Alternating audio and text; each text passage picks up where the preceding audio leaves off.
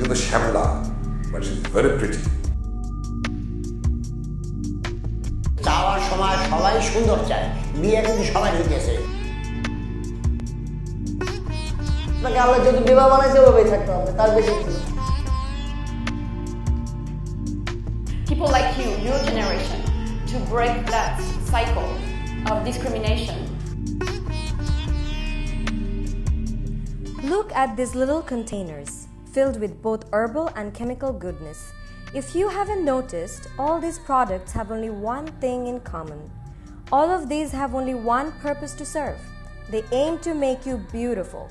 They promise to make you fair, some promises to make you lovely, some even promises to do both, fair and lovely.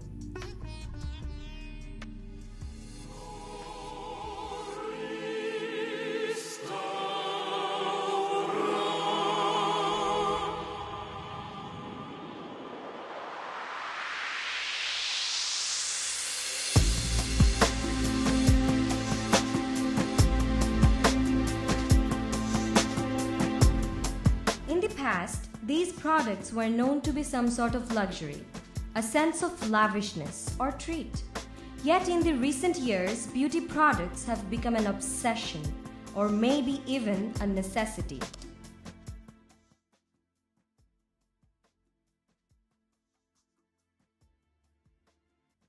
The advertising industry has played an amazing role to create a significant amount of impact in all classes of people.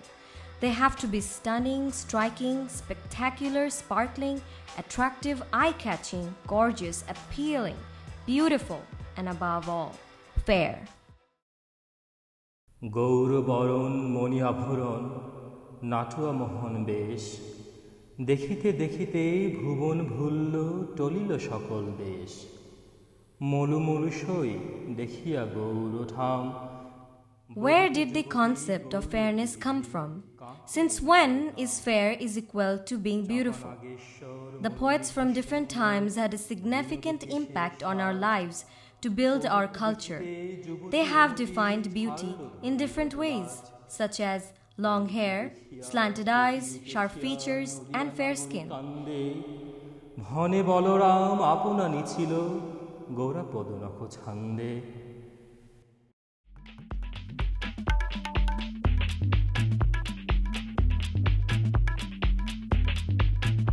আমার মতে সৌন্দর্য মানে understanding. টল, handsome, মানে good looking বলতে যে অনেক fair হইতে হবে, অনেক মানে সৌন্দর্য এরকম কিছু না। সৌন্দর্য মানে সুন্দর চোখ। সুন্দরের ডেফিনেশন তো আসলে একজনের কাছে এক রকম, সো এটা বলে বোঝানো যাবে না। আমার কাছে সৌন্দর্য মানে হচ্ছে স্রষ্টা। কোনো যেটা আর কি শান্তিদায়ক হয় সেটাই আর কি সৌন্দর্য আপনি বলতে পারেন। আমার কাছে সৌন্দর্য হলো সুন্দর একটা মন। কারণ আমি পছন্দ করবো না, যাতে আর 10 জন দেখে বলে যে না ভালো। আমি সৌন্দর্য বলছি মনের ব্যাপারটাকে বলছি, যার মন যত সুন্দর সে তত বেশি সুন্দর।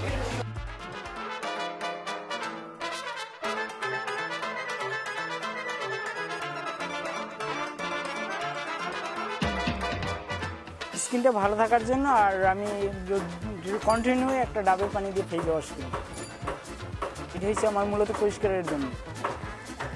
মাসে 500 টাকার কসমেটিক ইউজ করি। আমার স্কিন সৌন্দর্য থাকার জন্য আমি ফেয়ারিং লাভলি, লোশন, নানান ধরনের ক্রিম ব্যবহার করি। আমি নিজেও ফেয়ার অ্যান্ড লাভলি ইউজ করি। ফেসের একটু ফর্সা ধরনের হচ্ছে।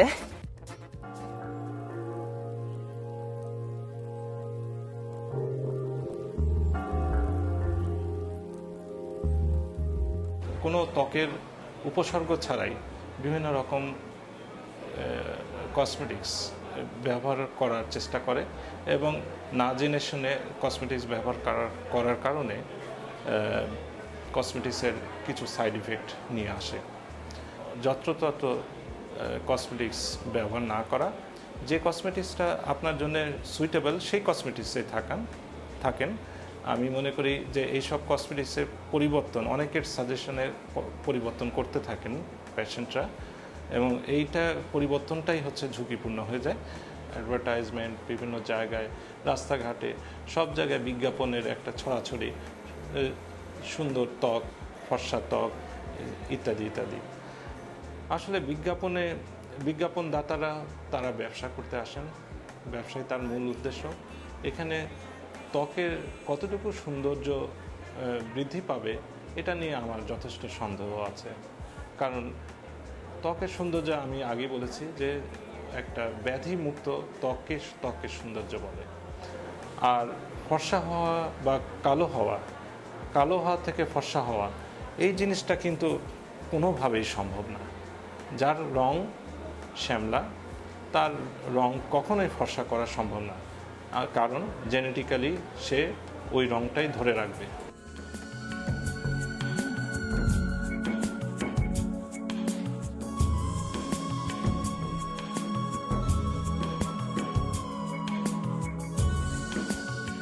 আমি প্রফেশনাল লাইফে এখন আজকাল যেটা দেখছি, এখানে স্কিল মানুষের কদর অনেক বেশি, কারণ আমরা অনেক জায়গায় এখন দেখতে পাই যে যারা খুব স্ট্রং পার্সোনালিটি, অনেক বেশি কনফিডেন্ট, আত্মসম্মান বোধ অনেক বেশি, সেলফ রেসপেক্ট যে জায়গাটায় অনেক বেশি স্ট্রং, সেই সব মানুষরা তারাই হন যাদের পেছনের যোগ্যতাটা অনেক বেশি স্ট্রং থাকে। ফিজিক্যাল বিউটি একদমই ইম্পর্টেন্ট না, যদি থাকলো এটা প্লাস পয়েন্ট, আর যদি না থাকলো তাহলে যে কোনো মানুষ তার ভেতরের যোগ্যতা এবং যে জায়গায় উনি কাজ করবেন সেই জায়গায়, প্রফেশনের জায়গায় যদি উনি এক্সপার্ট হন, তাহলে আমার মনে হয় না কেউ ঠেকাতে পারবে ওনাকে। গায়ের রং একটি ক্ষুদ্র একটি বিষয়, এর বাইরে বিশাল পৃথিবী রয়ে গেছে, যে ওই সব মানুষই তোমার গায়ের রঙের দিকে দেখছে না বা গায়ের রং নিয়েও কথা বলছে না, তোমার মেধা নিয়ে কথা বলছে, তোমার একটা ছবি এঁকেছো সেটা নিয়ে কথা বলছে, তোমার একটা কবিতা সেটা নিয়ে কথা বলছে। তারপরে তুমি তখন দেখবে যে তোমার আরও বড় কিছু করার সেই মনের ভিতরে সেই ইয়েটা জাগবে, স্পৃহাটা আসবে, যে তাহলে তো আমি তো অনেক আমি মানে আমাকে তো অ্যাকসেপ্ট করছে মানুষ অন্যান্য আমার গুণাবলীর জন্য, তখন সেই গুণগুলোকে আরও যাতে সুন্দরভাবে বিকাশ করা যায় সেইভাবে তখন চেষ্টা করবে। নির্বাচিত করব, সিলেক্ট করব, তাকে প্রথমে দেখব তার চোখ দুটো কেমন, কারণ অভিনয়ের প্রথম অস্ত্র কিন্তু চোখ। চোখ দিয়ে অনেক কিছু বলা যায়। দেখি এই মেয়েটি হাইট কতটুকু লম্বা,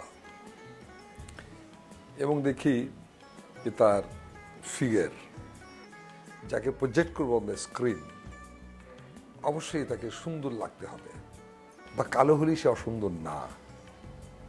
একটি মেয়ে দেখতে হবে যে তার গুণ কি, মেয়ে হিসেবে তার কি গুণগুলো আছে।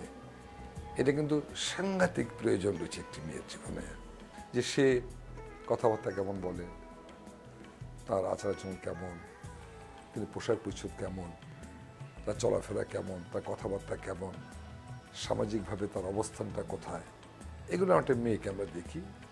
এবং মনের দিকে মনকে যেটা বিচার করি আমরা, যে মনটা পরিষ্কার কিনা, সাদা কিনা, ধবধবে কিনা, পরিষ্কার মনের একটা মেয়ে। সে যদি কালো হয়, সেই ফর্সা চাইতে কিন্তু অনেক বেটার। আমার উদ্দেশ্য অফিস চালানো, আমার উদ্দেশ্য মানুষের সাথে কাজকর্ম করা, আমার উদ্দেশ্য অফিসে কাজকর্ম বোঝা। এখন যদি একজনের উদ্দেশ্য থাকে যে আমার অফিসের স্টাফ, সে আমার অন্য কোনো কাজের দরকার, আমার নিয়ে ঘোরার দরকার, আমার কোন পার্টিতে নিয়ে যাওয়া দরকার, তাহলে তো সুন্দর সে চাবেই। আর অ্যাকচুয়ালি যার কাজের দরকার সে সুন্দর চাবে না, সে লেখাপড়া চাবে, আদর্শ চাবে এবং ভদ্র চাবে।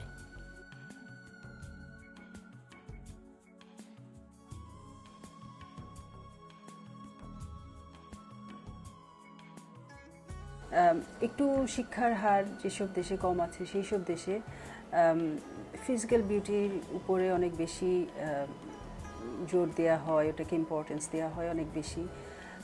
প্রথম ইমপ্রেশন যেটা দিয়ে তৈরি হয়, এটার পরে আমরা যে জিনিসটা নিয়ে সারা জীবন একজন মানুষের সাথে থাকবো সেটা হলো ইনার বিউটি। তার ভেতরে সৌন্দর্য যত বেশি থাকবে তার সাথে ততই সহজ এবং কমফোর্টেবলি জীবনযাপন করা যাবে। আর অনলি যদি আমি ফিজিক্যাল বিউটির কথা বলি, আর ভেতর যদি ওই সৌন্দর্য অতটা সুন্দর না হয়, সব কিছু মিলে অতটা সুন্দর না হয়, তাহলে কিন্তু জীবনযাপন কঠিন হয়ে যায় শুধু বাইরের সৌন্দর্য নিয়ে।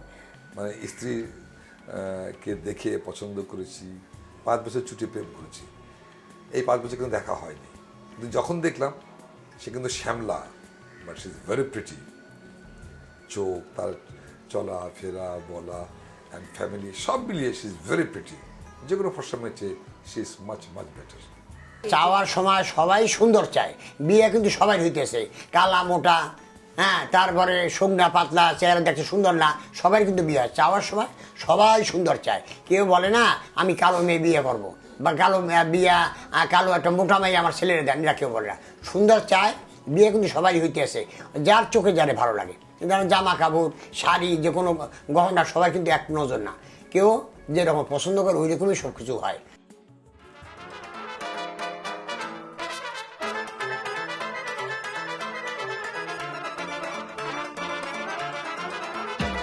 অবশ্যই ফিজিক্যাল বিউটি তো আর সবসময় থাকবে না, হ্যাঁ একটু দরকার আছে, একদম যে নাই সেটা কিন্তু না। আগে দর্শনধারী তারপরে গুণ বিচারী, একটা কথা আছে বাংলায়, তো দুইটারই দরকার আছে।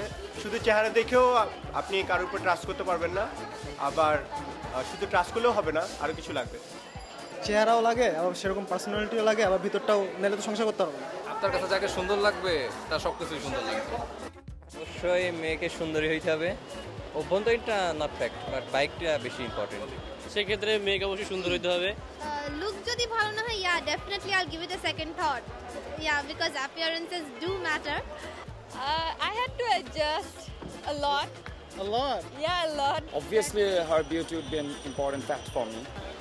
First of all good looking হইতে হবে, যেহেতু মানুষের আউটলুকটা অনেক বেশি ইম্পর্টেন্ট। তাকে দেখে যদি আমার ফার্স্ট অফ অল ভালো না লাগে, আমি তার কাছে যেতে চাবো না। ছেলে তো এমনিতে আসে তো না। আমরা সবসময় কিন্তু বিউটিটাই আগে দেখি, তারপর হয়তো তাকে পরিচয় হওয়ার পরে তাহলে জানতে চাই সে মানুষটা কেমন, বাট আমরা কিন্তু আগে বিউটিটা দেখি, কিন্তু বা অ্যাট্রাক্ট হই ওখানে বিউটির দিকে। হ্যাঁ, ব্ল্যাক বিউটি হতে পারে, I like also black beauty. কালো হইলে তো হবে না, কালো হইতে দেখতে একটু ভালো হতে হবে আর কি, বিপাশা বসু টাইপস। আমি আমার পছন্দে বিয়ে করি না, আমার মা বাবার ইচ্ছা বিয়ে করি। সহজ সরল গ্রামের মেয়ে, হ্যাঁ সুন্দর মন আছে, কিন্তু আমি মানে সুখী না, দেখতে সুন্দর না, এই জন্য সুন্দর না, মানে শহরের আধুনিক মেয়েরা যেরকম সেরকম না। যখন ফ্রেন্ড সার্কেলে নিয়ে বের হই আর কি, তখন সবাই একটু কেমন কেমন চোখে তাকায়, ওটা আমার ভালো লাগে না আর কি। এমনিতে মেয়েটা ভালো, দেখতে ফর্সা না, হ্যাঁ ওইটা নিয়ে দুঃখ তাকে প্রকাশ করি না আমি। কালকে আমার একটা ফ্রেন্ড আসছিল, ওকে আমার বেশি পছন্দ, ফর্সার ভিতরে আরো ভালো আর কি। আমি লাইক করি তো, মানে শ্যাম্পটোটাই লাইক করি, এই জন্য বিয়ে করলাম। আমার মনের মতো কাউকে খুঁজছি, সেটা এখন আমি মিডিয়ার সামনে বলতে পারবো না।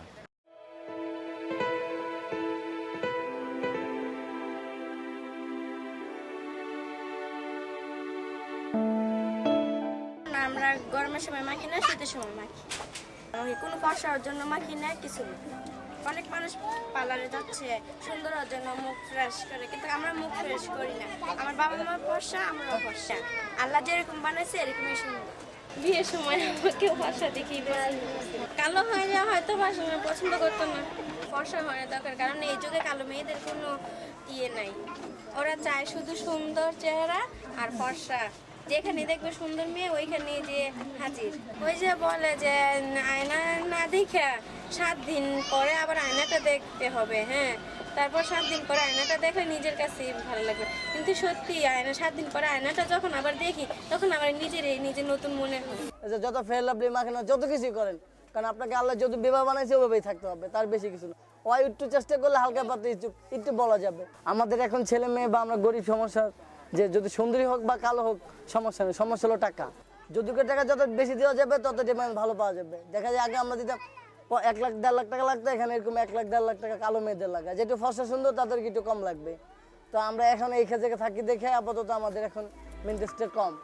তো আমরা কোনো ফেয়ার লাভলি বা টিভিতে অ্যাড দেয়, অনেক কিছু দেয়, কিন্তু ফেয়ার লাভলি আসলে মাখি, কিন্তু কোনো উপকার হয় না। আর একটা বাজে জিনিস, কিন্তু দেখতে দেখা যায় মানুষে বলে অনেক কিছু ব্যাপার দেখায়, কিন্তু আসলে তাতে হয় না। এটা একদম বাজে জিনিস, কারণ এটা একটা বোয়া। সৌন্দর্য মনে করেন মেয়েদের বেশিরভাগ কাটিং দেয়, চেয়ারটা সুন্দর হলে হবে না। মেয়েদের মেন চেয়ারটা হলো কাটিং যদি ফেস কাটিং ভালো হয়, কালো হলেও সমস্যা নেই, কাটিংটাই দরকার। ছেলে যে কালো হোক আর সুন্দর হোক কোনো পার্থক্য নেই, কারণ ওদের টাকা পয়সা এমনি রাখবো, ওদের সমস্যা নেই। ওদের কালো হলেও চলবে আর ফর্সা হলেও চলবে, কোনো ব্যাপার না, ঠিক। যে কালো হলে যে ছেলেদের বিয়ে পৌঁছে যাবে এটা ঠিক না, কিন্তু মেয়েটা সমস্যা হয়, বিয়ে দিতে কষ্ট হয়। বা দেখা যায় আর্থিক সমস্যা দেওয়া যায়, একটা কিনে দাম 70 টাকা 80 টাকা নিবে, তো আমি এটা খামাখা নিয়ে 2 বেলা মাখার তো প্রশ্ন আসে না। 80 টাকা হলে আমার 1 কেজি চালের পয়সা হয়ে যাবে। তো আমি কি জন্য ওই 80 টাকা দিয়ে ক্রিমটা কিনে লাগাতে যাব? যার টাকা পয়সা আছে বা বাড়ি গাড়ির টাকার মালিক সেটা অনেক কিছু ব্যবহার করে। তো আমাদের তো এরকম আর্থিক দুর্বল নাই যে আমরা ক্রিম ব্যবহার করবো বা কোনো চিকিৎসা ব্যবহার করবো।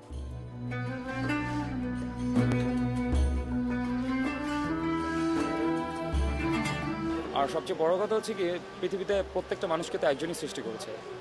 তো যে সৃষ্টি করেছে সে তো অসুন্দর হতে পারে না, কারণ সুন্দরও সে সৃষ্টি করেছে, অসুন্দরও সে সৃষ্টি করেছে।